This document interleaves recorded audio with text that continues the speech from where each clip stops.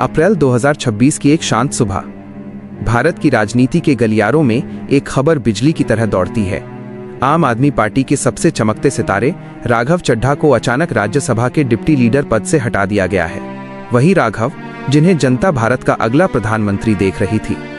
क्या ये पार्टी की कोई अंदरूनी कला है या किसी बड़े सियासी तूफान से पहले की खामोशी? आज डीएन वाइब्स पर हम उस लड़के की कहानी डिकोड करेंगे जिसने लेजर्स को लीडरशिप में बदला। एक मिडिल क्लास लड़के के शून्य से शिखर और फिर 2026 के इस अनकहे सच तक का पूरा सफर। कहानी की शुरुआत होती है 11 नवंबर 1988 को। नई दिल्ली के एक साधारण पंजाबी मिडिल क्लास परिवार में राघव का जन्म हुआ। पिता सुनील चड्ढा एक बिजनेसमैन और मां अलका चड्ढा एक समर्पित गृहिणी। राघव के खानदान में 7 पीढ़ियों तक किसी ने चुनाव नहीं लड़ा था।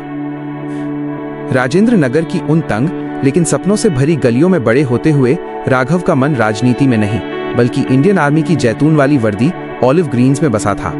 वे सरहद पर तैनात होना चाहते थे। अनुशासन और नैतिकता उनके माता पिता ने उनके डीएनए में भर दी थी। लेकिन वक्त का पहिया घूमा और राघव का सामना हुआ नंबरों, खातों और ऑडिट की दुनिया से। राघव की शिक्षा दिल्ली के सबसे प्रतिष्ठित मॉडर्न स्कूल में हुई, जहां अमीर घरानों के बच्चे ऐशो आराम की बातें करते। राघव वहां जटिल गणित के सवालों में उलझे रहते। दिल्ली यूनिवर्सिटी से बीकॉम करने के बाद उन्होंने उस रास्ते को चुना जिसे दुनिया की सबसे कठिन परीक्षाओं में गिना जाता है, चार्टर्ड अकाउंटेंसी सीए। साल 2011 में महज 22 साल की उम्र में राघव चड्ढा भारत के सबसे कम उम्र के सीएज में से एक बने। इसके बाद वे London School of Economics LSE गए, जहां उन्होंने वैश्विक अर्थव्यवस्था और गवर्नेंस की बारीकियों को समझा। उन्होंने डिलॉयट और ग्रांट थॉर्नटन जैसी वर्ल्ड क्लास कंपनियों में काम किया। लाखों का पैकेज था, लग्जरी लाइफ थी। लेकिन क्या एक सीए की कुर्सी उन्हें वो इम्पैक्ट देने के लिए काफी थी जिसका सपना उन्होंने बचपन में देखा था? साल 2011-12 भारत भ्रष्टाचार के खिलाफ उबल रहा था। राघव ने अपनी कॉर्पोरेट जॉब छोड़ी और अन्ना आंदोलन में कूद पड़े। वे केजरीवाल के पास गए, नारे लगाने के लिए नहीं बल्कि अपनी टेक्नोक्रेटिक काबिलियत देने के लिए। 2012 में जब आम आदमी पार्टी बनी तो 26 साल की उम्र में उन्हें नेशनल ट्रेजरर बनाया गया। उन्होंने पार्टी के चंदे को इतना पारदर्शी बनाया कि विरोधियों के पास बोलने को शब्द नहीं बचे। राघव ने साबित कर दिया कि राजनीति सिर्फ नारों से नहीं बल्कि साफ नीयत और सही डेटा से चलती है। 2020 में राघव राजेंद्र नगर से विधायक बने, फिर दिल्ली जल बोर्ड के वाइस चेयरमैन। लेकिन 2022 का पंजाब चुनाव, 117 में से 92 सीटें। राघव इस जीत के सबसे बड़े आर्किटेक्ट थे। 33 साल की उम्र में वे राज्यसभा पहुंचे। संसद में जब राघव बोलना शुरू करते तो सन्नाटा छा जाता। वे जीएसटी, बेरोजगारी और संघीय ढांचे पर ऐसे प्रहार करते कि पूरा देश उन्हें यंग आइकॉन मानने लगा। परिणीति चोपड़ा से उनकी शादी ने उन्हें एक ग्लोबल सेलिब्रिटी बना दिया। जनता उन्हें देखने लगी भारत के अगले युवा प्रधानमंत्री के रूप में। लेकिन क्या ये चमक उनकी अपनी ही पार्टी के कुछ लोगों की आंखों में चुभने लगी थी? अप्रैल 2026 जब पूरा देश गर्मी की तपिश महसूस कर रहा था, तब आम आदमी पार्टी के अंदर एक ठंडी जंग अपने चरम पर थी। अचानक खबर आती है कि राघव चड्ढा को डिप्टी लीडर के पद से हटा दिया गया है। लेकिन क्यों? पार्टी के भीतर से जो खबरें छनकर आईं वो चौंकाने वाली थी। पंजाब के कद्दावर नेता हरपाल सिंह चीमा और अमन अरोड़ा ने राघव पर पॉलिटिकल गोस्टिंग का आरोप लगाया।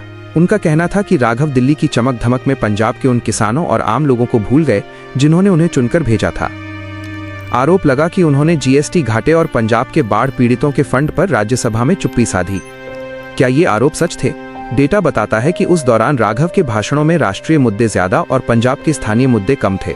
राजनीति में इसे जड़ों से कटना कहा जाता है और शायद यही वो मौका था जिसका इंतजार उनके विरोधियों को था। इस हटाए जाने के ठीक 24 घंटे बाद राघव चड्ढा ने अपने इंस्टाग्राम पर एक वीडियो पोस्ट किया।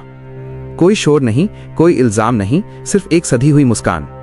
उन्होंने अपनी स्पीचेस का एक कोलाज डाला और कैप्शन में लिखा, तारांकन, मेरी खामोशी को मेरी कमजोरी मत समझना, ये आने वाले तूफान की आहट है। पिक्चर अभी बाकी है। इस वीडियो ने इंटरनेट पर आग लगा दी।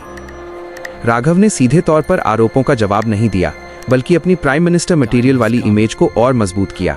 उन्होंने दिखाया कि वे एक ऐसे नेता हैं जो पद के जाने से टूटते नहीं बल्कि रिकैलिब्रेट करते हैं।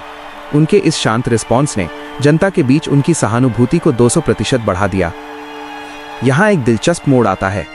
जहां पार्टी ने उन्हें डिमोट किया, वहीं आम जनता ने उन्हें प्रमोट कर दिया। सोशल मीडिया पर एक लहर दौड़ पड़ी, #I stand with राघव। लोग सवाल करने लगे कि क्या एक पढ़े लिखे, युवा और काबिल नेता को सिर्फ इसलिए दबाया जा रहा है क्योंकि उसका कद पार्टी के बाकी पुराने नेताओं से बड़ा हो रहा है। वो जनता जो उन्हें 2029 या 2034 के प्रधानमंत्री के रूप में देख रही थी, उनके लिए राघव अब एक विक्टिम नहीं बल्कि एक मजबूत विकल्प बन चुके थे। लोगों ने उनके सीए बैकग्राउंड को याद करते हुए कहा, एक चार्टर्ड अकाउंटेंट को हिसाब देना आता है और वक्त आने पर राघव भी अपनी वफादारी और अपनी काबिलियत का हिसाब जरूर देंगे। डीएन वाइब्स के इस एनालिसिस का सार ये है, राघव चड्ढा पर लगे आरोप राजनीतिक ज्यादा और तथ्यात्मक कम लगते हैं। शायद उन्हें हटाना पार्टी की एक जरूरत थी ताकि पंजाब के नेताओं को खुश रखा जा सके, लेकिन ये राजनीति की एक बड़ी भूल भी साबित हो सकती है। राघव को पद से हटाना उनके सफर का अंत नहीं बल्कि उनके नए अवतार की शुरुआत हो सकती है। क्या राघव चड्ढा अपनी पार्टी से ऊपर उठकर एक स्वतंत्र राष्ट्रीय नेता बन पाएंगे?